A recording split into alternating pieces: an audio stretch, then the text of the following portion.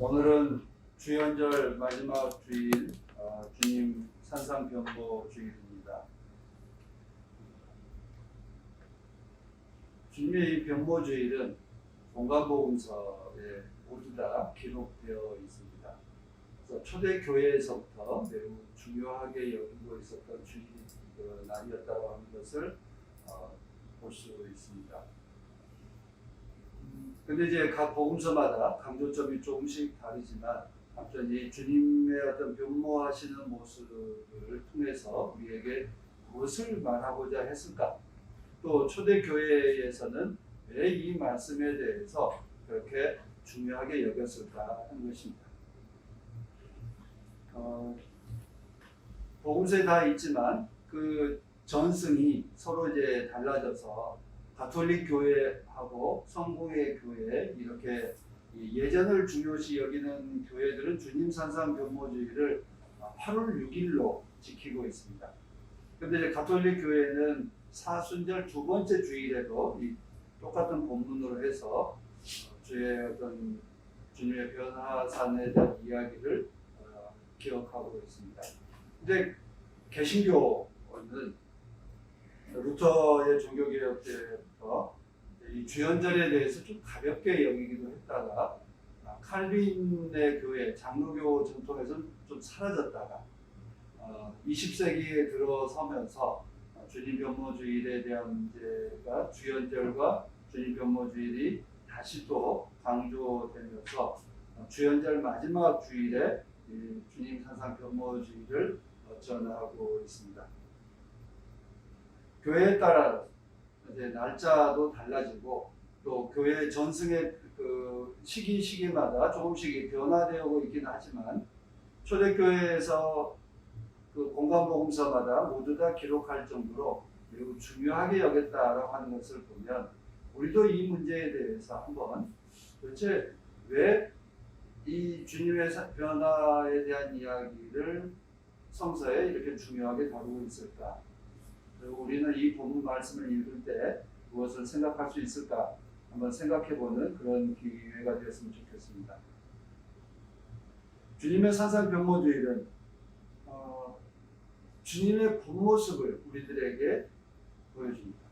근데 개혁교회, 개신교는 왜 이 주일을 8월 6일이 아니라 주연절에 그 끝주일에 사순절에 바로 직전 주일에 붙였을까? 그 점은 주연절의 핵심이 뭐죠? 주님께서 우리에게 세상의 빛으로 하나님의 모습으로 우리들에게 나타나셨다라고 하는 모습을 그것을 기념하고 기억하는 주일입니다. 그런 점에서 겉으로는 뭐 유대의 남자들, 중동의 그 남자와 뭐 크게 다르지 않았을 예수님께서 그의 본질은 하나님이셨다. 그의 내면에는 그의 그 안에는 하나님의 형상이 거룩하게 자리 잡고 있었다라고 하는 것을 우리들에게 이제 각인시켜 주었다고 하는 것입니다. 그런 점에서 주연절에 이제 자리매김하는 것이 필요하고 또 그리고 주연절, 그러니까 주님 산상 변모주일 이후에 어떤 일이 일어나죠? 이제 주님의 고난이 시작을 하죠. 그런 점에서 개혁교회는 8월 6일이 아니라 사순절을 시작하는 고난 주간을 주님의 고난을 묵상하는 사순절 직전에 주님 변모주일을 정하고 있습니다. 그런 점에서 우리가 개신교에 있기 때문에가 아니라 앞뒤 정황을 보면 오히려 날짜를 사순절 직전 주일로 하는 것, 또 고난주간 전에 하는 것이 옳겠다라는 생각을 합니다. 아마 그런 점에서 가톨릭 교회도 그런 신학적인 문제 인식을 하고 사순절 두 번째 주일에 주님의 변모주일을 본문 말씀을 읽는 것으로 보여집니다. 변화산 이야기는 우리가 매우 익숙한 이야기이기도 하고 또 매우 낯설게 다가오는 부분이죠. 우리가 성서 이야기 속에서 뭐 병자를 치유해 주었다 내지는 악령 걸린 사람을 치유해 주었다 말씀을 가르치셨다라고 하는 등등에 대해서는 크게 거부감 없이 받아들여지지만 이 본문 말씀을 읽을 때는 괜히 정말 변화되었다는 게 뭘까? 어떻게 변화되었을까? 그리고 정말 변화되었다라고 하는 게 그러면 그 예수님의 얼굴 그 모양에서 빛이 났다는 것일까? 아니면 형상도 변했다는 것일까? 뭐 여러 가지 질문을 할 수도 있고 또 낯설게 느껴지는 부분도 있습니다. 그렇지만 아무튼 이 변화산 이야기는 높은 산에 올라가서 주님의 어떤 그 모습이 변하고 그의 옷은 눈부시게 빛나도록 변했다. 근데 이 본문 말씀을 보면 뭐가 생각나면 모세가 시나이 산에 올라가서 주님의 하나님의 그 말씀을 받을 때 그의 얼굴이 빛이 나서 그 얼굴을 맨 얼굴로 볼 수 없어서 그 얼굴에 수건을 가리고 다녔다고 하는 거다. 예, 아마 이런 높은 산에 올라갔다라고 하는 대목 그런 것을 상당히 유추해 볼 수 있는 그런 대목입니다. 마가복음 8장을 보면 제자들을 대표해서 베드로가 예수님에 대해서 대답하죠. 너희는 나를 누구라고 하느냐라고 하니까 베드로가 대답합니다. 주님은 그리스도이십니다. 라고 대답하는 바로 그 뒤에 지금 이 변화산 이야기가 나오고 있습니다. 오늘 읽어드린 9장 2절 말씀의 첫 구절은 엿새 뒤라고 하는 말입니다. 엿새 뒤라고 하는 그 시간을 말하고 있는데 그 엿새 뒤는 어디에 근거해서 엿새 뒤라고 할까? 그것은 바로 베드로가 주님은 그리스도이십니다 라고 고백하고 했던 그 날로부터 해서 엿새 뒤입니다. 근데 엿새 전에 무슨 일이 있었죠? 주님께서 너희는 나를 누구라고 하느냐라고 물으셨을 때 베드로가 주님은 그리스도이십니다 라고 고백하고 끝났습니까? 아니죠. 주님께서 그렇다. 나는 이제 예루살렘으로 올라가서 고난을 받게 될 것이다 라고 말씀하시자 베드로가 뭐라고 그래요? 안 됩니다. 그렇게 할 수 없습니다. 라고 하면서 주님의 어떤 소매끝을 붙잡았다라고 합니다. 그래서 예수님께서 베드로에 대해서 매우 꾸짖죠. 뭐라고 그래요? 사탄아, 물러가라. 바로 직전에 주님은 그리스도이십니다라고 고백할 때 주님께서 옳다. 내가 너 그 믿음 위에 내 교회를 세우겠다라고 말씀하셨는데 바로 아마 시간으로 따지면 한 2, 3분 정도밖에 안 걸렸을 것 같아요. 그 뒤에 사탄이라고 야단치는 장면입니다. 그리고 나서 엿새 뒤인데요. 그 엿새 전에 있었던 일들을 우리가 생각해 보면 이 엿새 뒤에 일어난 일들은 과연 무엇일까? 주님은 베드로와 다른 두 제자를 데리고 높은 산에 올라가서 그리고 자신의 변화된 모습을 보게 합니다. 이는 우연히 보여주려고 하는 것이 아니라 예수님께서 그 제자 셋을 특별히 데리고 높은 산에 올라가는 매우 이제 계획되어 있었던 일이다라고 하는 것을 볼 수 있습니다. 높은 산에 올라가신 주님께서 하얗게 빛이 나시고 그리고 모세와 엘리야와 대화하는 모습을 보여주셨습니다. 그러니까 이 이야기는 주님 안에 담겨져 있는 핵심이 뭐냐, 그의 본질이 뭐냐, 주님 안에 감춰져 있는 본래의 모습이 어떤 것인지를 보여주는 경우입니다. 빛으로 오신 주님께서 하나님의 거룩함을 간직하신 분이시다 라고 하는 것을 우리들에게 보여줍니다. 우리가 주님 예수가 그리스도이십니다. 주님은 하나님의 아들이십니다 라고 하는 고백하게 되는 그런 계기, 그것은 우리와 뭔가 다른 분이시다라고 하는 것을 말하고 있었고 또 그것을 느끼게 되고 깨닫게 되는 계기가 바로 이 변모주일의 이야기입니다. 세상의 빛이요 진리의 근원으로 오신 주님의 본질을 우리들에게 보여주는 것, 이것이 주연절의 핵심인 것으로서 주연절 마지막 주일에 주님의 변모주일을 우리가 기억한다는 것은 우리가 지금 이제 2000년 전의 일이 아니라 오늘 우리들에게 우리는 주님을 어떤 분으로 고백할까? 현대 신학에 들어와서 이제 여러 이제 그러니까 좋은 선생님이라고 고백하는 유대교 같은 경우도 좋은 선생님이시다라고 이야기를 하기도 하고 또 이슬람 같은 경우는 좋은 예언자였다라고 이야기도 하고 이제 바로 이 마가복음 8장에 있는 것처럼 세례 요한이요, 엘리야요, 뭐 그런 그 라비오라고 하는 여러 이야기인 것처럼 오늘날에 있어서도 그런 그 이야기가 오고 가고 있습니다. 그러나 우리는 이 나사렛 예수가 우리의 그리스도이시요 하나님의 아들이시다라고 하는 것을 고백합니다. 이 변화된 이야기를 통해서 베드로가 목격하고 응답한 핵심이 뭐죠? 주님, 여기가 좋사오니 여기에 계속 있게 해주십시오. 우리가 이 대답이 아마 오늘 우리 그리스도인들이 또 많은 신앙인들이 각자의 어떤 신앙과 또 전통에 따라서 이루고자 하는 그런 모습이 아닌가 싶습니다. 근데 이 대답이 뭐라고 그래요? 무엇을 말할지 몰라서 하는 말이었다라고 이야기합니다. 근데 우리 열왕기 하에서 보면 주님 그 예언자 학교의 학생들이 다 엘리사에게 이야기하죠. 베델에서 여리고에서 뭐라고 그래요?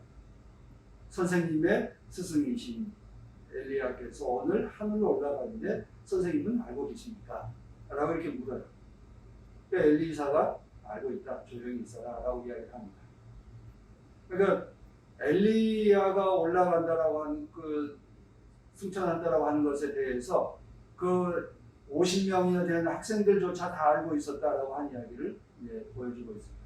그런데 오늘 이 변모산에서 선택받은 3명의 제자, 그 중에서도 가장 대표적인 제자라고 하는 베드로는 선생님에게 무슨 일이 일어나는지를 알지 못했다는 겁니다. 열왕기 하에 그 제자들은 100명, 50명 전부 다 알고 있는데 특별히 선택된 이 베드로는 그것을 몰랐다. 아마 오늘 이 그 주연절 그 주님 변모주일에 왜 열왕기 하가 있을까에 대한 이야기는 2가지 측면입니다. 거기서도 선생님이 변화해서 하늘로 올라가신 이야기와 제자들이 그것을 보았다는 것. 그리고 이 높은 산에서 지금 예수님께서 함께 올라가서 변화되고 제자들이 보았습니다. 그런데 예수님의 제자들은 알지 못했다. 무슨 말을 해야 될지도 몰랐다라고 하는 것입니다. 겁에 질렸기 때문이었다. 이렇게 이야기합니다. 정말 베드로가 몰랐던 건 무엇이었을까? 엘리야와 모세가 왔다는 것도 알아보고 또 그들이 대화하는 것도 보고 그 하늘에서 구름이 이제 한 것 다 보았지만 그가 몰랐던 건 뭘까? 다시 말하면 예수님께서 베드로에게 보여주고 싶어 했던 건 뭐였을까? 베드로는 엿새 전에 그리스도라고 고백하면서도 고난을 거부했던 사람입니다. 그런데 높은 산에 올라와서 스승의 그렇게 변화된 모습을 보고 그가 내린 결론은 선생님, 여기가 좋습니다. 여기에 있는 것이 좋겠습니다. 라고 대답합니다. 엿새 전에 선생님한테 꾸중받았던 그의 모습과 엿새 뒤에 선생님이 보여주시는 그 모습을 보고서도 여전히 고난에 대해서 거부하고 받아들이지 않으려고 하는 베드로의 모습을 볼 수 있습니다. 베드로가 단 하나 말을 몰랐던 것이 아니라 모세와 엘리야를 몰랐던 것도 아니고 도대체 그것이 무엇을 의미하는지를 몰랐던 것은 아닐 것이라고 생각합니다. 그리스도가 그 영광스럽게 변화된 그리스도께서 고난을 당해야 된다는 것에 대해서 알지 못했다라고 하는 것을 우리들에게 보여주는 대목이 아닌가 싶습니다. 예수님께서도 베드로에게 그것을 깨닫게 해주시고자 그 높은 산에 데리고 올라가서 그에게 나의 이 본질이 무엇이고 내가 원하는 것이 무엇인지를 보여주는 대목입니다.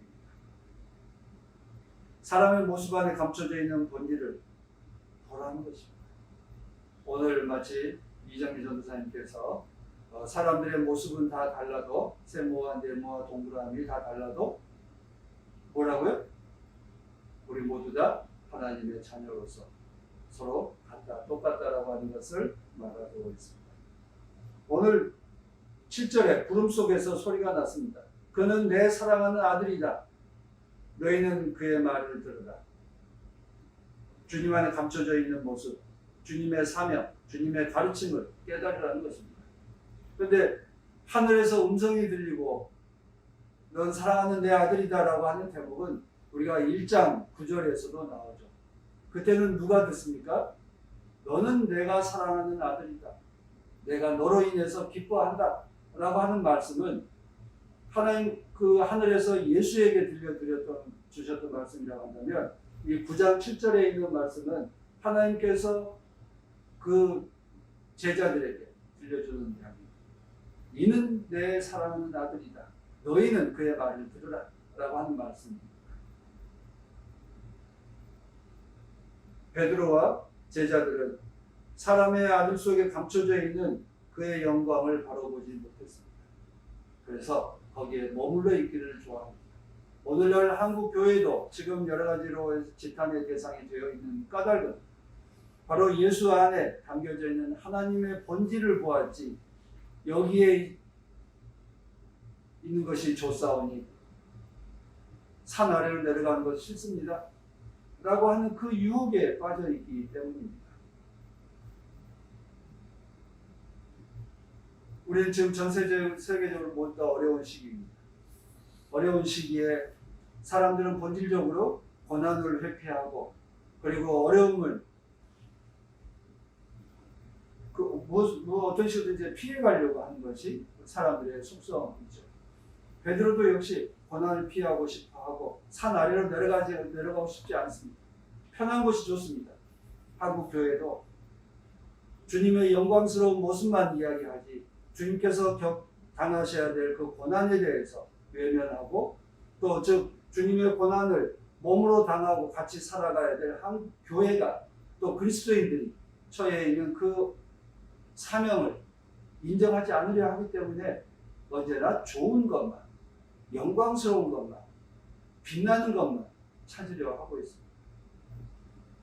주님의 변모주일에 우리가 기억해야 될 것은 주님이 변화된 모습을 우리들에게 보여주신 까닭은 주님께서 우리들에게 하나님의 아들이요 그리스도이시다라고 하는 우리들에게 보여준 까닭은 영광만을 위해서가 아니라 바로 고난을 통해서 그 주님의 영광이 더욱더 빛이 나게 될 것이다라고 하는 걸 보여주고자 한 것입니다. 우리는 주기도문을 매주 고백합니다. 우리는 유혹에서 시험에서 이겨내야 합니다. 그런 점에서 주님의 변호주의를 통해서 바로 그 이후에 이어지는 것은 산 아래로 내려가서 메시아로서의 고난을 당하게 될 것이다. 그때까지 너희는 이 말을 하지 말라라고 하셨던 대목입니다. 우리가 한국 교회가 이 주님의 이 변모주의를 통해서 주님의 영광만이 아니라 산 아래로 내려가기 위한 준비 기간이었다라고 하는 것을 기억해야 합니다. 베드로도 역시 주님께서 변화된 그 모습만이 아니라 산 아래로 내려가서 주님과 함께 고난을 당하겠다고 하는 그 다짐을 해야 될 그 시기에 그 다짐을 놓쳐버리고 여기가 좋사오니 여기에 있게 해주십시오라고 하는 그런 헛된 말을 했다라고 하는 것입니다. 그런데 왜 성서는 베드로의 그 잘못된 고백을 감추지 않고 전했을까? 베드로의 모습이 우리들의 모습이기 때문입니다. 베드로의 모습을 통해서 우리도 역시 고난을 피하고 싶어하고 주님의 영광만을 추구하고 있는 잘못된 신앙인의 모습을 베드로를 통해서 우리들에게 깨우쳐줍니다. 우리는 주님의 변화만 아니라 나의 변화 그리고 내 옆에 있는 자매와 형제도 역시 하나님의 그 형상대로 지음받은 하나님의 거룩한 딸이요 아들이다라고 하는 것을 보라는 것입니다. 그리스도 교회의 신비는 아무리 남루하고 그리고 야위고 우리들의 모습에 보이기에 막루해 보인다 할지라도 그 안에는 하나님의 형상이 감춰져 있다. 그것을 보라는 것입니다. 아마 우리 주님의 변모주의를 통해서 우리가 이루어야 할 것은 주님의 그 고난과 아울러서 우리 주변에 있는 내 옆에 있는 그리고 나 스스로도 역시 하나님의 자녀로서의 자부심과 그리고 옆에 사람도 역시 하나님의 자녀로서의 존중감을 갖게 하는 것이 필요하다고 하는 것입니다. 어둠 속에 비춰라 하신 빛이 비춰라라고 하신 그 말씀을 우리는 안고 살아갑니다. 바울 사도는 교회에서 매우 힘들고 어려웠지만 언제나 자기 안에 어둠 속에 자기 안에 빛이 있고 또 교우들 안에 그 어둠 속에서도 빛이 비추게 될 것을 간절히 바라면서 그는 가르치고 그의 주의 말씀을 전했습니다. 우리가 전해야 될 것은 나의 욕망과 나의 가르침이 아니라 예수가 그리스도이시다. 예수가 그리스도이시다라고 하는 것을 우리는 전하는 것입니다. 세상에 나가서 편안하고 영광스러운 것이 아니라 그 영광 너머에 고난이 있고 고난 너머에 진정한 영광이 있다는 것을 깨우쳐주고 전하는 것이 우리 교회의 사명이요 교회에 속한 그리스도인들의 참된 모습이라고 할 수 있겠습니다. 이 변모주의에 주님의 변화된 모습에서 나의 변화된 모습을 또 베드로의 실패한 모습에서 내가 실패한 모습을 발견하게 된다면 우리는 정말 이 그리스도인으로서 거듭날 수 있는 복된 주일이 될 것이라고 믿습니다. 하나님께서 우리에게 주일에 이곳으로 데리고 오시고 주님의 말씀 앞에 우리를 세우셔서 우리로 하여금 보게 합니다. 예수가 그리스도이심을 보게 하시고 예수 안에 하나님의 자녀가 있음 그 형상이 있음을 우리들에게 보게 하십니다. 지금 옆에 있는 사람의 얼굴을 한번 바라보십시오. 그 안에 하나님의 형상이 있습니다. 하나님의 자녀로서 서로 존중하고 함께 살아갈 수 있게 되기를 간절히 소망합니다. 함께 기도하시겠습니다. 참 좋으신 우리 주 하나님, 하나님께서 우리를 부르시고 우리에게 사랑을 가르쳐 주셔서 험악하고 그리고 서로 싸우고 다투는데 여념이 없는 것처럼 보이는 그 세상 안에서 하나님의 사랑을 드러나게 하시고 하나님의 사랑을 빛나도록 영광스럽게 하도록 우리를 부르셔서 감사드립니다. 우리에게 하나님의 형상대로 지음받았다고 하는 그 진리를 깨우쳐 주셔서 언제나 나를 존중하고 이웃을 존중하며 살아가는 우리 모두가 되게 하옵소서. 주께서 변화되었듯이 우리도 변화되고 참된 세상을 이루기 위해서 어려움도 담대하게 감당하지도 않은 큰 사랑의 모습을 닮아가는 우리 모두가 되게 하옵소서. 주 예수 그리스도의 이름으로 기도드립니다. 아멘.